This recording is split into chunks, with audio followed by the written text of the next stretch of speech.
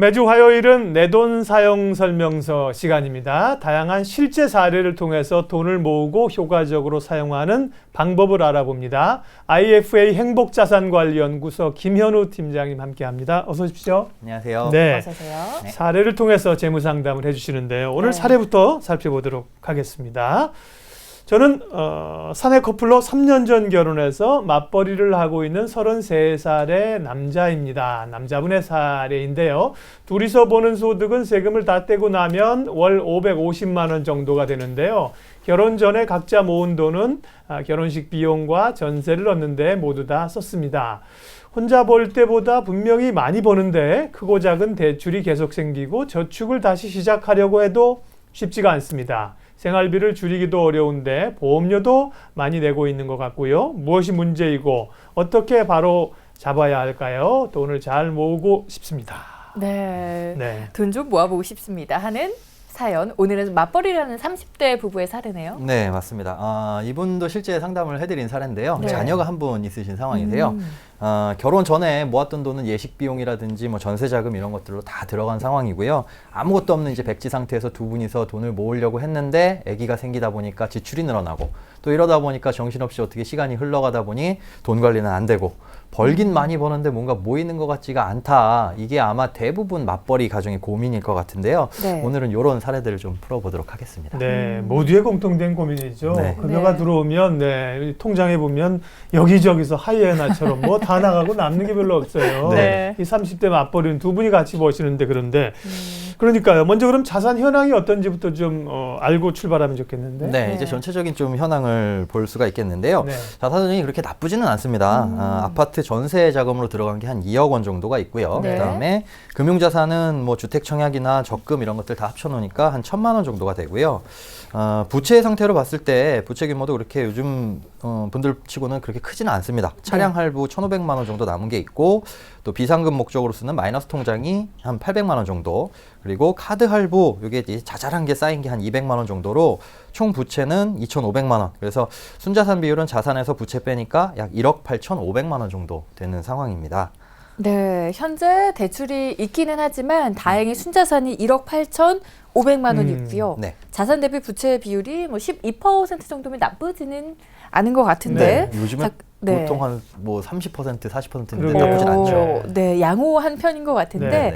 자, 한 달에 지출은 어떻게 진행이 되고 있는지도 살펴주시죠. 네, 가계부를 한번 쭉 훑어보니까요. 네. 일단 이분 세후 통장에 입금되는 돈이 평균적으로 한 550만 원입니다. 그러니까 뭐 이 국민건강보험료나 네. 아니면 국민연금 이런 거 다 떼고 실제로 통장에 찍히는 돈이 550 나쁘지 않죠. 괜찮습니다.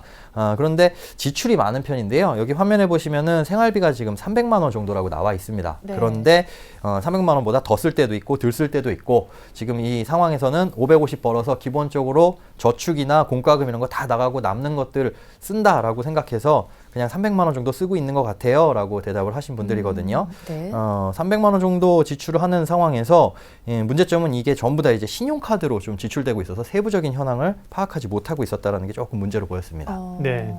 겉으로 보기에는 뭐 열심히 살고 있는데요. 네. 그런데 이제 전문가가 보시기에는 이런 이 재무 상황을 봤을 때 네. 지금 흐름상에서 가장 문제점이 어떤 겁니까? 이대로 가는 네. 것 자체가 큰 문제입니다. 사실은 소득 대비 해가지고 저축이 40만 원 정도밖에 안 되면 네. 550 벌어가지고 10%가 안 되는 네, 그러네요. 이거 굉장히 적은 비율인데 네. 앞으로 이제 돈을 벌 수 있는 기간이 은퇴까지 한 25년 남았다라고 가정을 하면 이렇게 가다가는 40만 원씩 25년 곱해봐야 모을 수 있는 돈은 1억 2천만 원 정도입니다.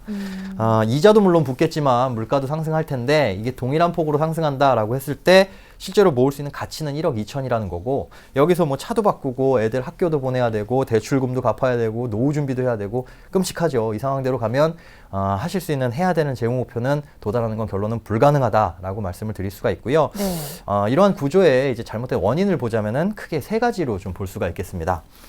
첫 번째로는 부채로 인한 고정 비용이 너무 많이 증가를 하고 있다라는 거고요. 또 과도한 보장성 보험을 가입하고 있다라는 것과 또 비상금 비정기 예산이 없어서 이 마이너스 통장을 쓰고 있다라는 문제인데요. 하나하나 살펴보자면 일단 카드 할부 같은 이 생활 부채가 문제입니다. 자동차 할부로 인한 고정 비용이 벌써 매달 70만 원 정도가 나가고 있고 예. 부채 자체 규모는 2,500만 원이지만 뭐 규모는 안 작아도 매달 나가는 비용이 상당하다라는 거고요. 두 번째, 가족 구성원 대비 보험료가 너무 비쌉니다. 적정한 보험료는 지금 방송 보시는 분들 한번 계산을 해보시기 바라는데요. 네. 가입 당시에 나이 곱하기 3,500원에서 4,000원 정도 왔다 갔다 하면 적정한 보험료 수준입니다. 이걸 어떻게 판단하시냐? 우리 온 가족의 나이를 전부 다 더하셔가지고 곱하기 3,500원 정도 하면은 얼마 정도 플러스 마이너스 차이가 있느냐? 요걸 판단해 보시면 되고요. 네. 다만 이제 15세 이하인 경우에는 그래도 뭐 3,500원, 7,000원 이렇게 하진 않습니다. 한 5만 원에서 6만 원 사이다라고 보시면 되는데 이 가정에서는 적정한 보험료가 30만 원, 뭐 플러스 마이너스 2, 3만 원 정도인데 나가는 보험료가 굉장히 많죠. 적당한 이 권장 보험료 수준의 2배 가까운 비용을 지불을 하고 있고요. 보험 증권을 살펴보니까 많이 가입돼 있어요. 필요하신 것들 제외하고도 뭐 사망보험금만 들어있는 종신보험이나 이런 것도 좀 불필요한 것들이 눈에 보였고 예. 사망보장이 꼭 필요한 거긴 하지만 가장이 이제 은퇴할 시기까지만 필요한 게 사망보장이기 때문에 네. 이런 것들을 정기보험이라는 것들로 종신보험을 갈아타시게 되면 보험료 수준은 한 7, 80%가 더 저렴해집니다.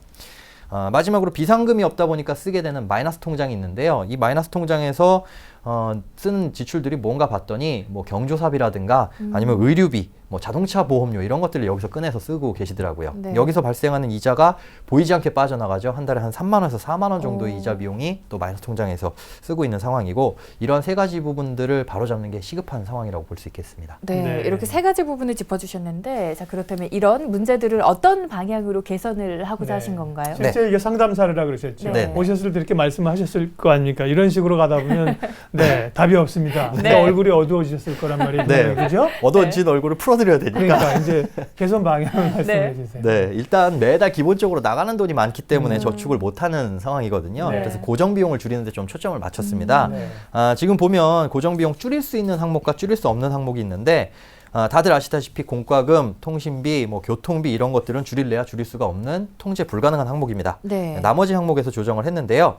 먼저 보장성 보험 중에 불필요한 사망보험금 위주의 종신보험을 해약을 했습니다. 물론 이제 해약하는 거에 대해서 굉장히 고민은 많이 하셨으나 불필요한 보험 다 해지하고 필요한 보험을 유지했더니 보험료 절감만 여기서 매달 30만 원이 발생을 했고요. 네. 그다음에 카드 할부 있었던 거 싹 없애고 자동차 할부 남아있던 금액도 좀 낮췄습니다. 그랬더니 여기서 이제 매달 나가는 원리금 이자 비용이 40만 원 정도 여유가 발생을 했습니다.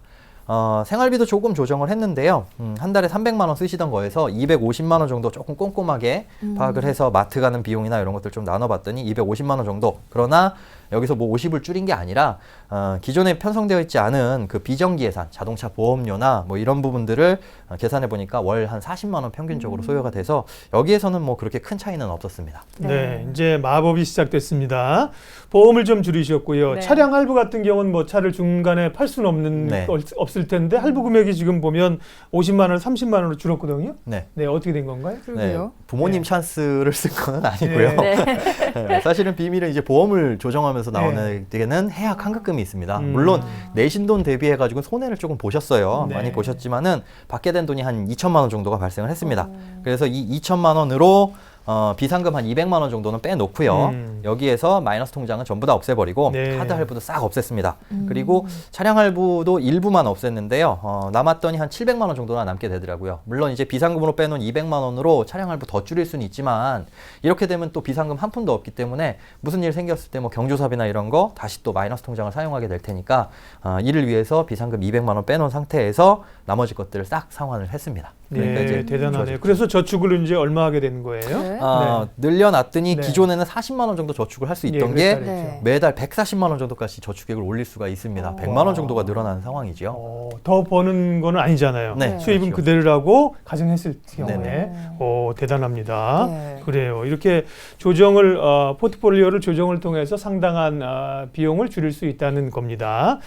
자, 맞벌이 부부들의 이제 사례를 통해서 오늘 설명을 해주셨는데요. 그러면 이제 맞벌이 부부들의 이런 사례 말고도 다양한 사례가 있을 거 아닙니까? 그렇죠. 예, 돈을 효과적으로 줄이고 모을 수 있는 방법들, 비법들 좀 정리 좀 일반론으로 정리 좀 해주실래요? 네, 맞벌이 부부 뭐 다양할 겁니다. 근로소득자 가정도 있을 거고요. 뭐 사업하시는 분들도 있을 텐데 일단 공통적인 좀 문제점을 겪는 부분에 대해서 해결책을 좀 말씀을 드릴게요. 첫 번째로는 통장은 좀 쪼개서 관리를 하셔야 됩니다. 이게 뭐냐면 예전 방송에서도 많이 언급을 해드렸는데 네. 생활비라고 해가지고 뭉뚱그려서 쓰지 마시고 외식비 통장은 반드시 별도로 분리해서 쓰셔야 됩니다. 왜냐하면 맞벌이 가정에서는 밖에서 나가서 사 드시거나 아니면 주말에 밖에 뭐 시켜 드시거나 이런 비중이 많은데 맞죠. 예. 사실은 외식비라고 하지만 이게 꼭 필요한 주식비인 경우가 많거든요. 네. 그래도 그 규모가 어느 정도 나가게 되는지 파악을 하시고 쓰지 말라는 말씀은 아닙니다. 적절하게 쓰시되 어느 정도 쓰신지 파악을 하기 위해서 네. 외식비 통장 따로 두고 여기에 금액을 따로 이체해서 쓰셔야 되고 거기 잔고가 있으면 쓰고 그렇죠. 없을 때는 조금 줄이려는 노력도 줄이고 하고. 네. 네. 그 부분이고요. 두 번째로는 이제 공동으로 관심을 갖고 관리를 하셔야 돼요.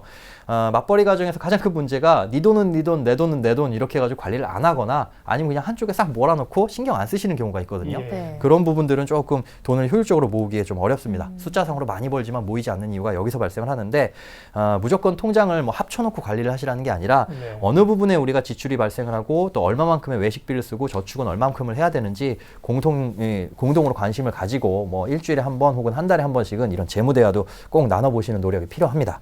그 다음에 세 번째로는 할부는 제발 금물입니다. 무이자로 할부하는 건데요. 네, 무이자든 유이자든지 간에 할부는 네. 저도 사실은 홈쇼핑 보다 보면 혹할 네. 때가 있어요. 네. 뭐 무이자 할부 10개월 하게 되면 한 달에 2, 3만 원으로 저거 살 수 있으면 괜찮은데 네. 할 수가 있는데 네. 이분 가정에서도 마찬가지로 뭐 큰 물건을 구매해가지고 할부가 쌓인 게 아니라 매달 그냥 조금만 지출들이 2, 3만 원짜리가 모여가지고 할부 비용이 많이 나갔거든요. 네. 이런 게 가랑비에 옷 젖는다고 차츰 쌓이다 보면은 저축할 수 있는 여력을 갉아먹게 됩니다. 그래서 무이자든 유이자든 아주 이 소비 패턴을 안 좋게 하는 게 할부기 때문에 돈을 모아서 사셔야 된다라고 생각하시는 게 사실은 지금 당장에 돈이 없으면 안 사는 게 정답이겠죠. 네. 할부는 제발 하지 말아 주시고요. 네. 그다음에 마지막으로 불필요한 보험은 과감하게 조정을 해야 됩니다. 보험은 어디까지나 비용입니다. 아프거나 다쳤을 때를 대비해서 큰 돈 나가는 걸 막기 위해서 조그만 돈을 평상시에 버리고 있는 건데 물론 중간에 해약하면 손해는 당연히 봅니다. 그런데 이 손해 보는 비용이 아깝다라고 해가지고 앞으로 낼 10년, 20년을 생각하면 훨씬 더 큰 손해거든요.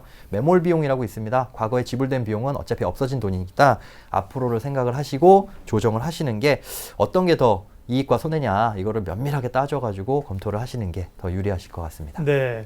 보험을 사실 얼만큼 들어야 될지가 고민이거든요. 명확한 네. 가이드라인이 없는데 오늘 아주 이 효율적인 그 팁을 하나 알려주셨어요. 가족의 나이 곱하기 3,500원에서 4,000원. 그러니까 30세 남성이 만약에 혼자 산다 그러면 4,000원 계산하면 12만 원. 그렇죠. 월. 그 정도가 좋고 네. 부부 두 분이 만약에 동갑내기라 합치면 30, 60이면 네. 64, 24. 네. 대략 24만 원을 넘어가면은 이건 네. 뭔가 불필요한 보장이 많이 껴있는 보험이다라고 예. 생각을 하시면 됩니다. 반대로 예. 둘이서 합쳤는데 한 달 보험료가 5만 원밖에 안 된다. 음. 이러면은 무슨 일이 생겼을 때 대비할 네. 수 있을 만한 충분한 대비책이 없다라고 보시면 됩니다. 그렇군요. 네.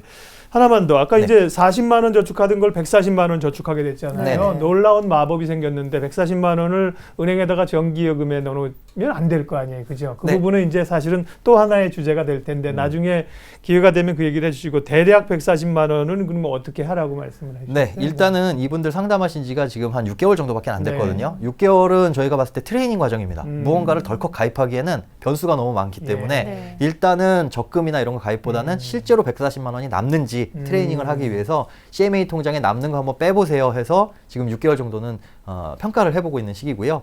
이거 1년 정도 지나가게 되면 나누기 12달 하면 남은 돈 계산해가지고 실제 140만 원 남네? 혹은 100만 원 남네가 계산이 되겠죠. 네. 그때부터 적금을 가입하시거나 뭐 연금하시거나 펀드 하셔도 늦지 않습니다. 아. 이 트레이닝 과정 지금 겪고 있는 분들입니다. 네, 내 돈 사용 설명서 이렇게 재무 관리를 하게 되니까 한 달에 100만 원을 더 저축할 수 있는 마법의 기술이 나왔습니다. IFA 행복자산관리연구소 김현우 팀장님 함께했습니다. 고맙습니다. 고맙습니다. 고맙습니다.